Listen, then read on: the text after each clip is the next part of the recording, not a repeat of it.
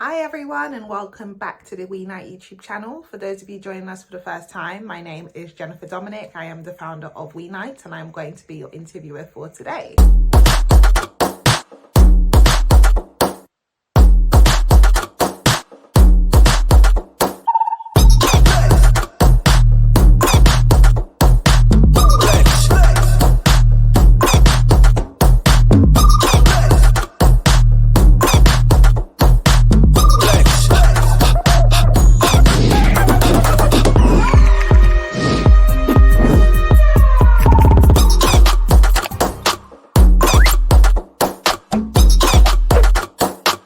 We Night is a social enterprise that aims to share the career paths of people who are currently working either in a STEM-related industry or perhaps have a background in STEM and have ventured out into a completely different industry. Without further ado, I'm going to introduce you to our guest today, who is Catherine Williams. Catherine is a managing director. So, Catherine, how are you doing today? I'm feeling great. It's Friday. I'm looking forward to a very relaxed weekend, and it's been a productive week. Yeah, no, it's absolutely the same for me as well. Was really looking forward to this conversation this morning, actually. So I'll get straight into it. Great. Tell us a little bit about you and your current role. Sure. So I'm Catherine Williams. I'm the managing director in Denmark and Iceland, and I work for Merck Sharp and Dome.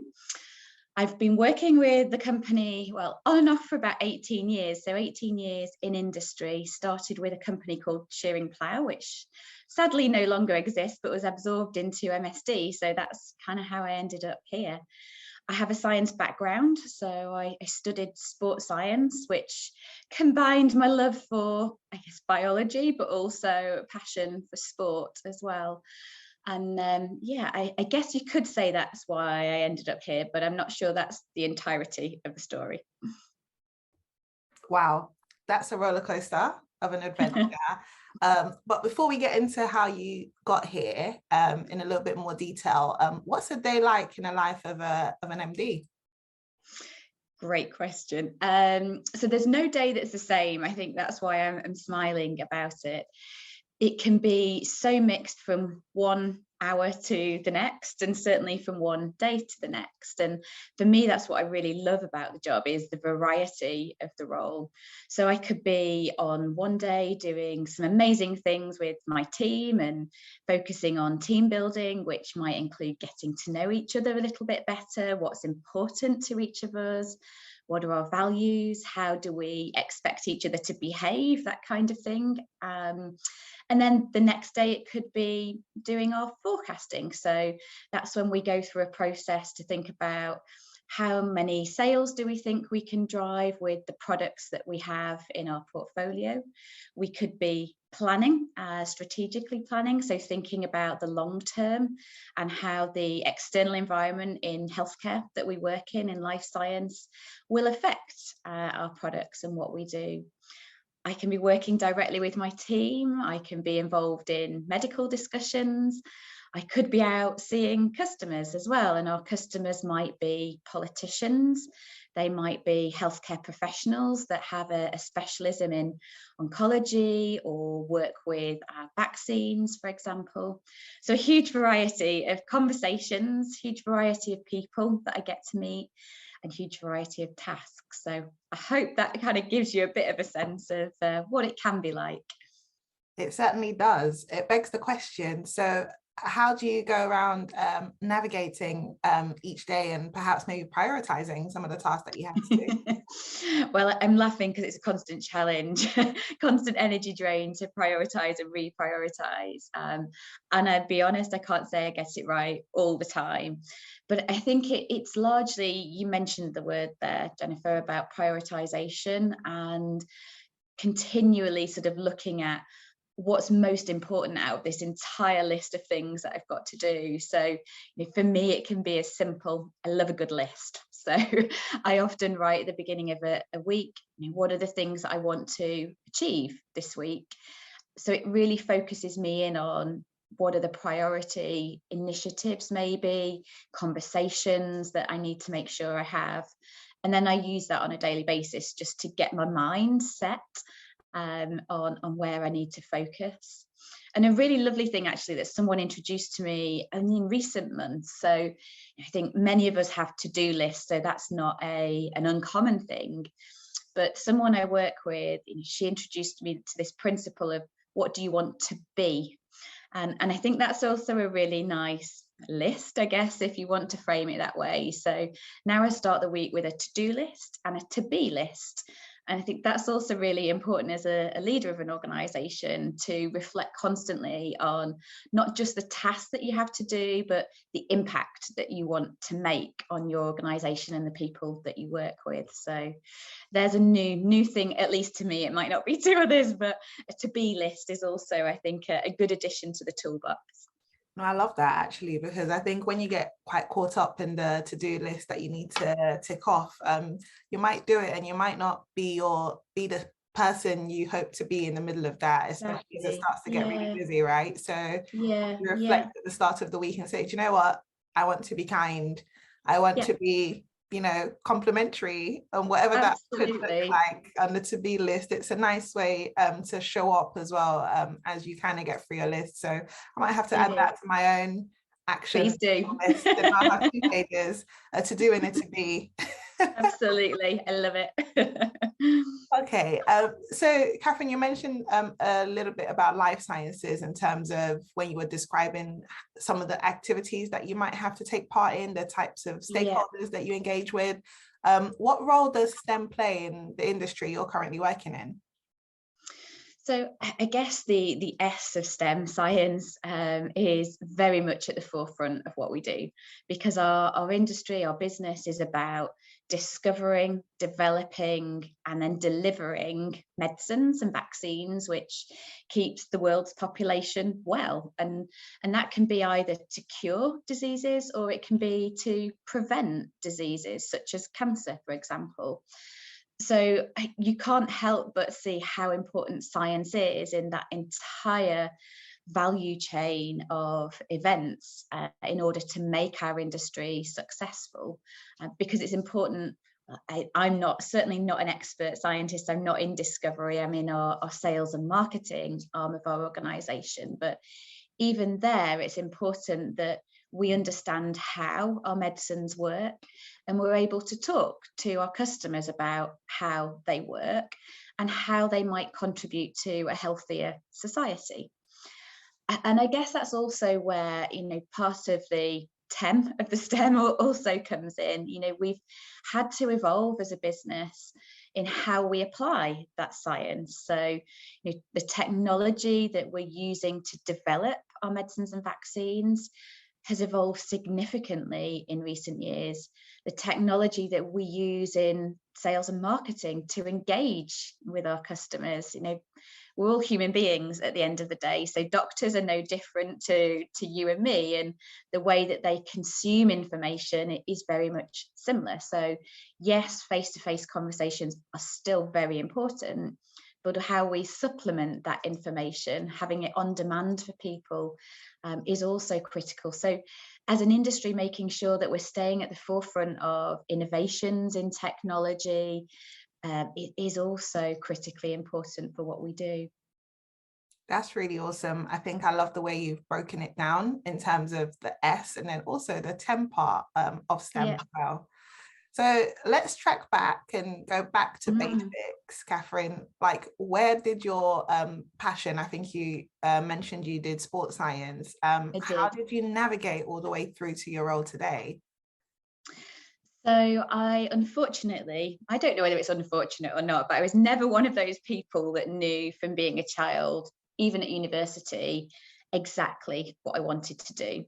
So I kind of went through my education, I suppose, knowing what I enjoyed and focused on the subjects that generally I enjoyed. And I had a passion and an interest in science, particularly around biology, physiology. I think human anatomy, I was going to say, really interested me. I should be careful how I say that, shouldn't I? But the physiology and just, the biology, physiology, I was curious about.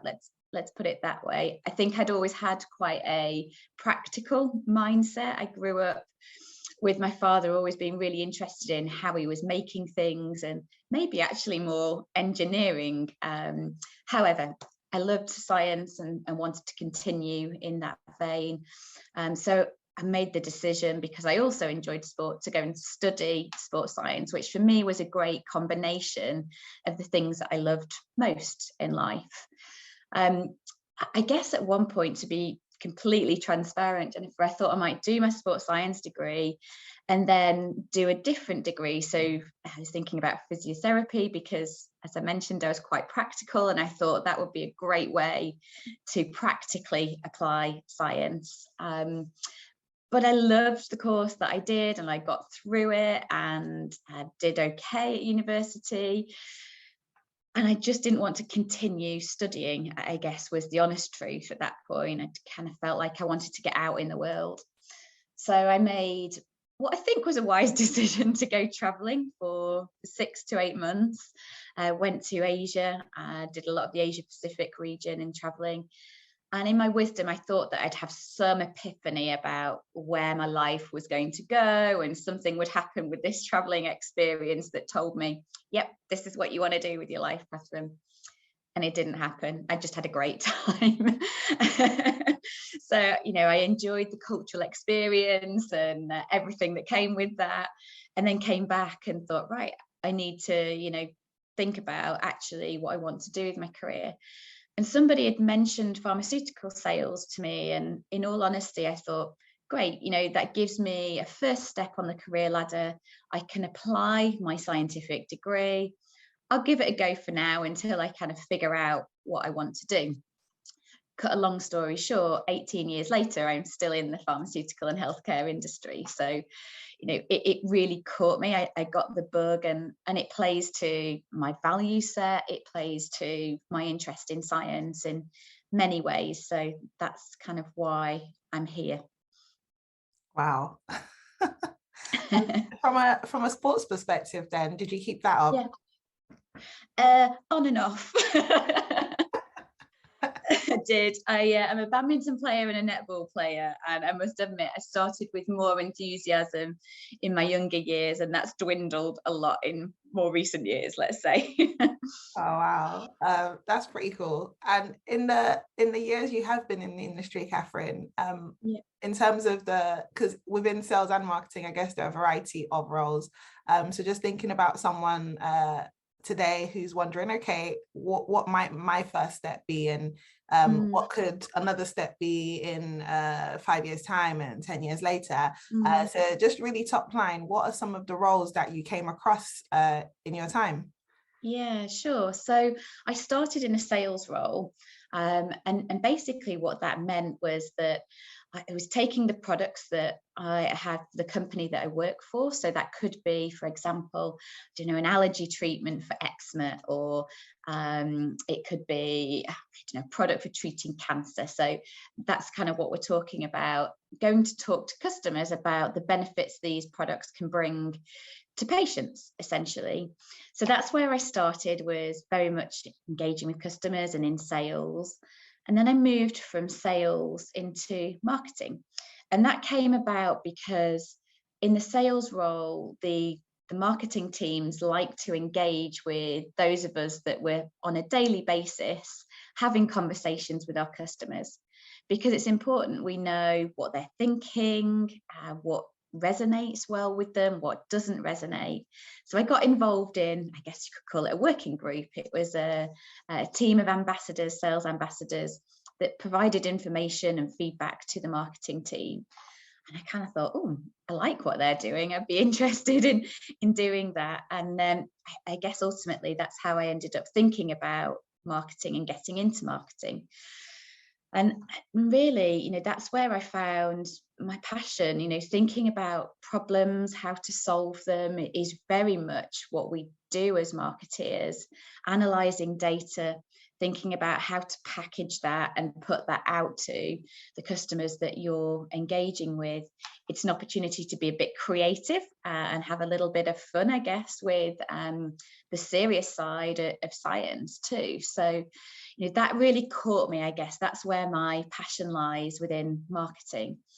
And in all honesty, Jennifer, you talked about the sort of 5 and 10 year plan. I guess it goes back to what I was saying earlier. I've never been that person that knew 10 years time, this is what I want to do. And I probably had, if I'm completely candid, down in the bottom of my stomach somewhere, a feeling that, oh, I'd really love to be a managing director in the future, maybe in 10 years time, but didn't perhaps have the confidence to admit that, maybe firstly to myself and certainly not to others. So I kind of ended up navigating my career by getting one step further, if you want to describe it that way, and then being curious and looking around about what else existed and thinking, well, I could maybe do that. That would stretch me a little bit more and I'd learn more and I could be even more curious. So I'd then jump into that after demonstrating that I could do the previous role, take a bit of a look around and then, oh, I could try that next. So, I think those first few years for me were very sort of incremental in the steps that I took in my career. And it was really only more latterly, perhaps in the last 5 to 10 years, that I've been a bit bolder and a bit braver to say, well, actually, that's where I want to go and shoot for the stars. Because I think that's important, that we all can be brave and bold enough to set our aspiration out there. And honestly, it made the biggest difference for me when I did, both personally in terms of my personal confidence and willingness to back myself, but also in the support that I then received from others. And I know as a mentor, as a manager, it's far easier to help people when you know what it is that they're aspiring to, because you can guide, you can provide perspectives, maybe alternative perspectives for people. And that I've found on the receiving end is so valuable, because that's helped me also navigate the direction and manage, most importantly, what fits for my own value perspective, my own skill set, which forms my personal brand, but also think about what's important to the company and those that work in the company and the external environment. And that's very much about staying relevant and working for a company where you feel that it's right for you, because the company values fit your own personal values. Thanks, Catherine. And talking about personal values, I know that you're someone who does a lot of outreach, actually, as it pertains to STEM, personal branding, and you mentioned mentorship as well. What role have you seen diversity, equity, and inclusion play within our industry, and where do you see that going in the future? So it's played, in my mind, it's a huge role that it's played, and maybe I have a bias that I'm hugely passionate about DEI. I've been involved in it for many years, actually, and that for me stemmed from the opportunity to be invited to participate in a women's leadership program. And I came back from that program feeling so inspired, but also, and I guess this is where one of my values comes in, which is around fairness. I kind of felt like there was so much I took from that course that I didn't feel it was fair that not everybody was going to have that same opportunity. And so I wanted to be able to pay some of the learnings forward. And that's where, I set up, at the time I was in the UK, and set up or reinvigorated the Women's Network and used that as an opportunity to share some of the learnings that I took from the course. And one of those was very much around personal branding. I know something we've had conversations about previously. So I guess I'm kind of telling that part of the story because I've been involved in it for so long, and I've had the opportunity firsthand to see the benefit that it has for individuals, first and foremost, but then ultimately for organisations. And in many respects, I still get frustrated that we are still talking about the business case for diversity, equity, and inclusion. I know I don't need to tell you that the more diverse and the more inclusive organisations are, the greater level of trust you engender in your team and the people working in the organisation, which engenders commitment, which engenders greater productivity, which ultimately drives for greater performance in terms of innovation and revenue. So it sort of frustrates me that we're still talking about this in 2022. Absolutely. But, you know, we have to, because not everyone understands the benefit of it. And quite honestly, I think many people still see it as a buzzword, which is completely unacceptable. And that for me is also something that I see as a responsibility as a leader, that I'm not just talking the talk, but I'm walking the talk as well. And that doesn't have to be for me about big initiatives. And we are so lucky in MSD that we have some wonderful initiatives. We have amazing groups of ambassadors that focuses on different aspects of diversity, whether that be ethnicity, race, gender, age. We work for an organisation that is invested in it. But all of those things are irrelevant if as leadership and as individuals that work for that company, we don't walk the talk as well. And that can be about small things as well as those large initiatives. So, you know, an example perhaps for me on a day-to-day basis, I work in Denmark. I've struggled to learn Danish, I'll be quite honest. It's a very difficult language to speak, despite trying.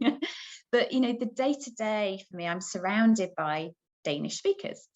And if I walk into a room or I go and get my cup of tea in the morning, which I often do, it means so much to me when they immediately switch to English, which they do incredibly.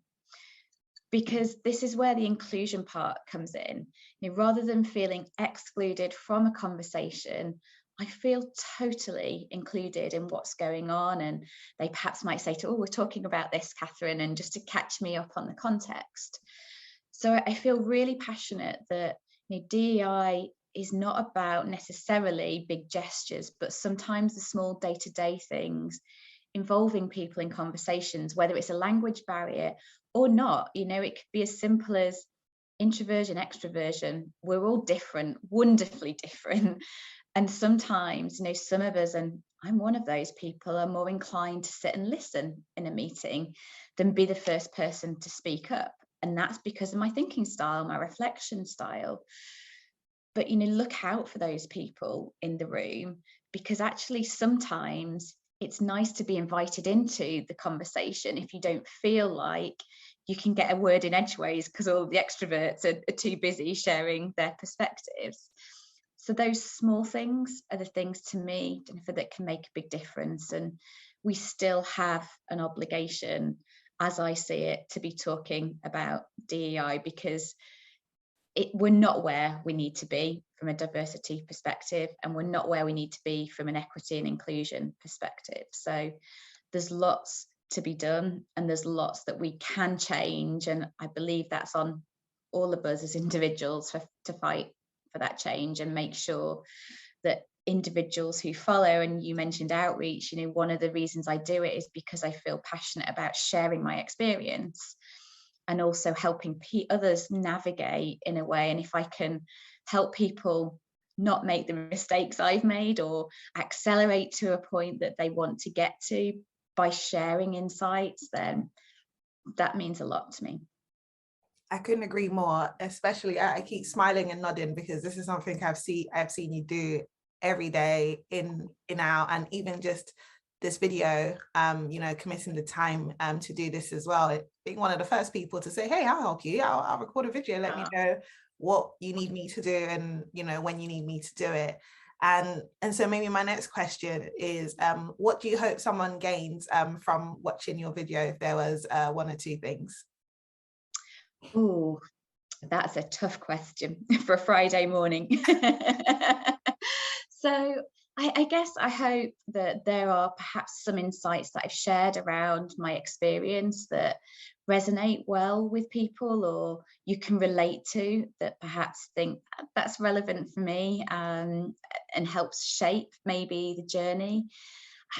I guess I also hope that it's given people something to reflect on, and you know, something that perhaps they can do something with, whether it's the tangible to be list, or perhaps also just talking about that confidence piece and belief in yourself. So if out of this any one person takes, I need to believe in myself, back yourself, and convince yourself that it's yours and shoot for the stars, then that would be a really good outcome for me.